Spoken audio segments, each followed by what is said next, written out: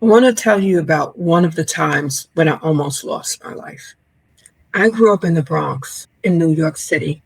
And while coming home from Brooklyn Technical High School, I met a boy that was sitting on a bench right next to the playground in my apartment building.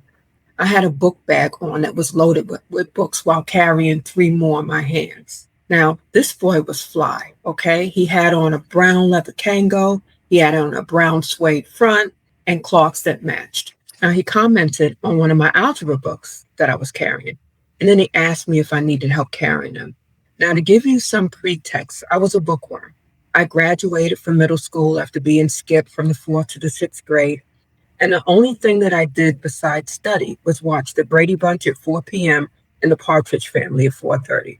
So after conversing with this boy and finding out that he knew all about my studies and would be able to help me with complicated algebra, I said yes. Now, Junior, as he came to be called, invited me to his brother's and his sister-in-law's house. Now, my mother found out that I was talking to this boy from Brooklyn and forbid me to date him.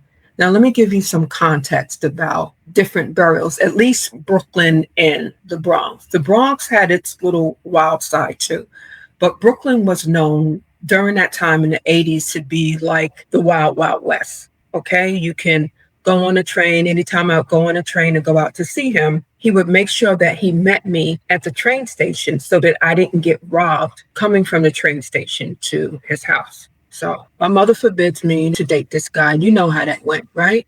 I did it anyway. So to make matters worse, she found out that the brother and sister-in-law that moved into the apartment next door, where the prior tenants had been bound up, had moved into the same apartment where the prior tenants had been bound up, gagged, put in a closet, and unalived. So she told me under no circumstances was I allowed to go into that apartment. You know what I did, right? What any other 13-year-old would do. I went. Now, on this particular day, it was Junior, his sister-in-law, her 3-year-old son, and Junior's friend. Let's call him Teddy. So someone rings the bell. So the sister-in-law, we'll call her Annette, went to the door, looked out of the peephole, and saw 2 cops. So she started panicking a little bit, told Junior and Teddy that the cops were at the door and she needed to open it. Teddy looked out the peephole, saw the men, told Annette that they weren't cops and not to open the door. Well, Annette did. As soon as she did, these 2 men dressed in uniform with badges pushed open the door with 2 shotguns in their hands and demanded everyone get down on the floor execution style and put their hands on the back of their heads. Teddy rolls his eyes and sucks his teeth, looks at Annette and says, I told you they weren't cops.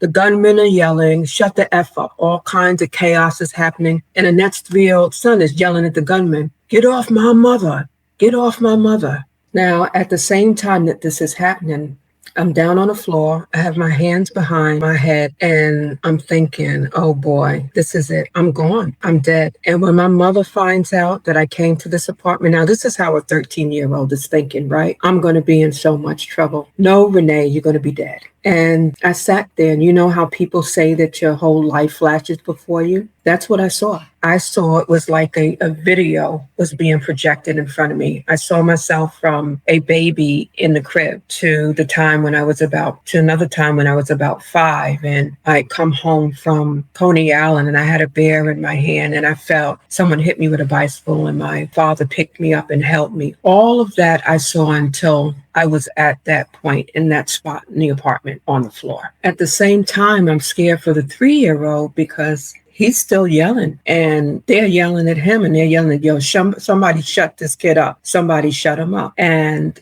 I was just so petrified. God, please don't let anything happen to him. So these guys wound up going in a room and, you know, there was drugs. The brother and the sister, they were selling dope, I guess. Come to find out a little while later that these guys were dope fiends. So anyway, they go in the back, they take everything that you mix, all of the product that you mix for cocaine and dope, and they left out of there. I just remember sitting up and thinking, wow, I could have died that day. I could have been dead. You know, I have to look at it. While I'm telling you this story right now, I'm a little anxious about it. I'm a little nervous because I don't know why I am. I've told the story so many times in the past, but God has me on this journey where he's trying to heal me on a subconscious level. And he tells me that he wants me to minister to other women that have gone through traumatic experiences. And, I kind of tried to reason with him. How could you have me talk to other people when I'm not fully healed myself? And he tells me, you help to heal them. Let me use you to heal them, and I heal you. So when I bring out these stories and the testimonies, I want you, especially young ladies that are out there, you're in a game, you're kind of looking for guys that sell drugs and